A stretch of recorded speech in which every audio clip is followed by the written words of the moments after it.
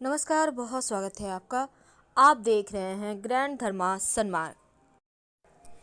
रविवार 8 अगस्त को श्रावण माह की अमावस्या है, जिसे हम श्रावणी अमावस्या या हरियाली अमावस्या कहते हैं।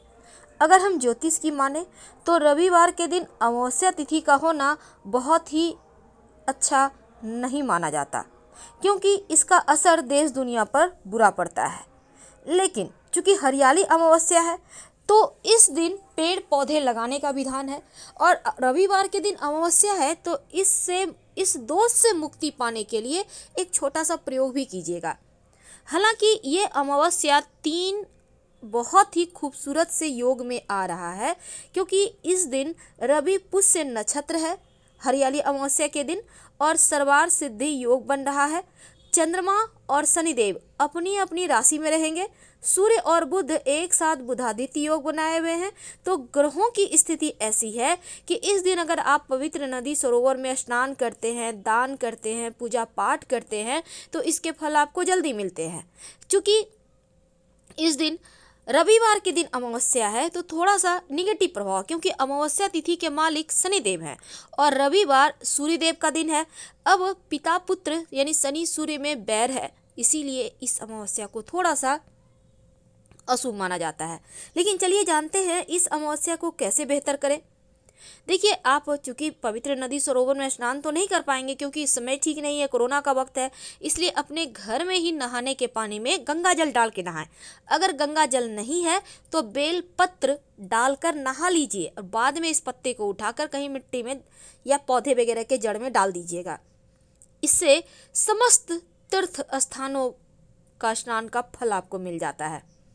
अब ग्रहों की चूंकि विशेष स्थिति बनी हुई है, इसीलिए पितृ देवों की पूजा कर उनका जो आशीर्वाद है उसको आपको प्राप्त करना होगा, ताकि आपके कुंडली के जो पितृदोष हैं या फिर अशुभ प्रभाव पड़ा हुआ है आपके कुंडली में, तमाम जो दुर्योग हैं वो चल रहे हैं, तो ऐसे में उन चीज़ों से मुक्ति पा लेते हैं।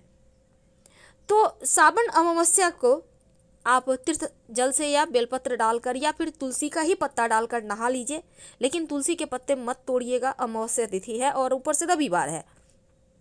पितर देवों की संतुष्टि के लिए जरूरतमंद लोगों को आप इस दिन खाने पीने की वस्तु, कपड़े, छाता, जूता वगैरह का दान कर सकते हैं।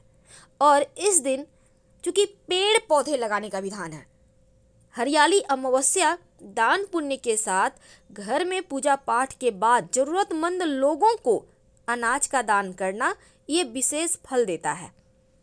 लेकिन एक बात हमेशा ही याद रखिएगा, इस दिन सबसे पहले जो आप स्नान वगैरह करेंगे ना, एक तो सूर्योदय के पहले उठकर घर की सफाई करके नहा लेना है, लेकिन इस दिन पेड़ पौधे लगाए जाते हैं। तो 5 ऐसे पौधे हैं जो अपनी सुविधा अनुसार कोई भी एक पौधा लगा लीजिएगा। पहला है पीपल का पौधा, दूसरा है बिल्व का पौधा। बिल्व का पौधा तो अपने घर के मुख्य दरवाजे के बाहर लगा सकते हैं। पीपल का पौधा कहीं रोड साइड या सार्वजनिक स्थान पर लगाइए। बट वृक्ष, बरगद का पौधा जिसको कहते हैं, किसी भी पास के मंदिर में या फिर रोड किनारे आप लगा सकते हैं। नींबू का पौधा, ये आप किसी पार्क में भी लगा सकते हैं, घर में मत लगाइएगा। केले का पौधा अगर घर में लगाना चाहते हैं तो घर के पीछे लगाइए, नहीं तो पास के किसी श्री हरि भगवान विष्णु के मंदिर में जाकर लगा दें केले का पौधा। तो ये जो पौधे हैं ना, हरियाली अमावस्या के दिन पौधे काटना नहीं है, पत्ते नहीं तोड़ना, लेकिन पौधे आपको लगाना है। तो लगाने से जीवन में खुशियाँ आती है, ग्रहों की पीड़ाओं से मुक्ति मिलती है। जैसे जैसे ये पौधे बड़े होंगे वैसे वैसे आपके ग्रहों की जो अनिष्ट प्रभाव है आपके जीवन पर वो कम होते चले जाएंगे। तो इस अमावस्या को क्या ना करें। देखिए, सबसे पहली बात तो पितर देवों के निमित्त पूजा पाठ, श्राद्ध करना, तर्पण करना, ये सभी चीज़ें आप जरूर करें। दूसरा, शिव जी के मंदिर में एक घी का दिया जरूर लगा दें। संभव हो तो दीपक में एक लौंग डाल दें, और अपने श्रद्धानुसार कुछ न कुछ दान जरूर कीजिएगा।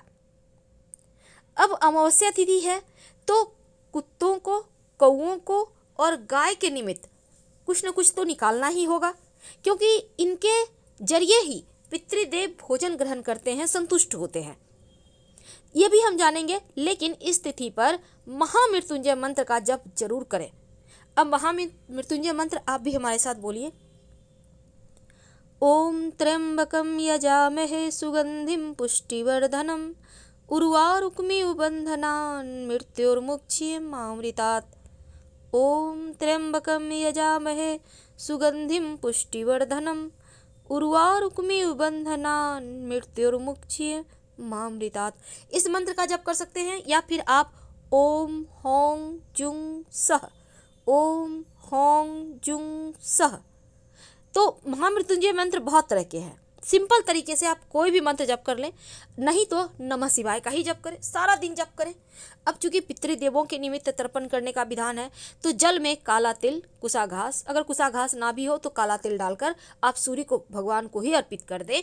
या आप चाहें तो पास के पीपल के जड़ में, याद रखिए पीपल को छूना नहीं है, आप वहाँ मिट्टी में अर्पित करके आ सकते हैं, बस पीपल को छूइएगा मत। अब इस अमावस्या को चूंकि बहुत ही खास रवि पुष्य योग नक्षत्र का दुर्लभ संयोग है, तो संतान प्राप्ति के लिए एक छोटा सा प्रयोग कर सकते हैं। और इस ज़माने में संतान प्राप्ति, क्योंकि लोग कोख भी बांध देते हैं, तो उससे मुक्ति पाने के लिए छोटा सा प्रयोग देखिए, सफ़ेद आंकड़े का पौधा आपको आपके घर के आसपास मिल जाएगा।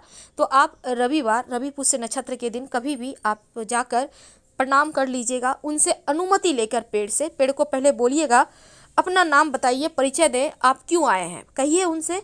उसके बाद उनसे अनुमति लेकर बोलिए कि आप हमारे साथ चलिए, हमें संतान चाहिए। फिर थोड़ा सा जड़ हल्का सा तोड़ कर ले आइए, उसको अच्छे से धोकर साफ कर लें। अब पास के शिव जी के मंदिर में रविवार के दिन ही, याद रखिए, जाकर शिवलिंग के ऊपर इस जड़ को अर्पित कर दें और नमः शिवाय का खूब जप करें। फिर शिव जी से अपनी मनोरथ कहें और इस धागे को सफ़ेद धागा या फिर लाल धागा, आपकी इच्छा अनुसार कोशिश करें सफ़ेद धागा, और इसमें आप बांध कर, जो महिला हैं वो कमर में धारण कर लें। 3 महीने तक रहने दें कमर में, और अगर इस बीच खुल जाता है तो फिर से उसको पहन लीजिए, कोई दिक्कत नहीं है। ज़्यादा जड़ है तो थोड़ा सा आप रख लीजिएगा, और कभी मान लेते हैं खो गया, गिर गया, टूट के, तब फिर दूसरा वाला आप पहन लीजिएगा। ये प्रयोग अमोघ है, इसका फल तुरंत आपको मिलेगा। तो इस अमावस्या पर गाय, कुत्ते, कौवे के निमित्त खाना निकाला जाता है। तो देखिए, जो भी भोजन निकालें, खासकर आप रोटी निकालिए, रोटी के ऊपर थोड़ा सा गुड़ रख दें, याद रखिए रोटी के ऊपर थोड़ा सा गुड़ रख दें, 1 चुटकी काला तिल डाल दें। आप इसको प्यार से गाय को खिला सकते हैं, अपने सर से 3 बार उल्टा वार भी सकते हैं या सीधा ही वार ले। ऐसा करने से पितृदोष शांत हो जाते हैं और आपके जीवन में जो भी आने वाली परेशानियां हैं वो समाप्त हो जाएगी। और गाय को छूकर अपने जीवन की परेशानी जरूर कहिएगा। वैसे तो आप चाहें तो पास के किसी मंदिर में भी आटा, घी, दक्षिणा, कपड़े, जो भी आप दान करना चाहें कर सकते हैं। फिलहाल विदा लेंगे। हर हर महादेव।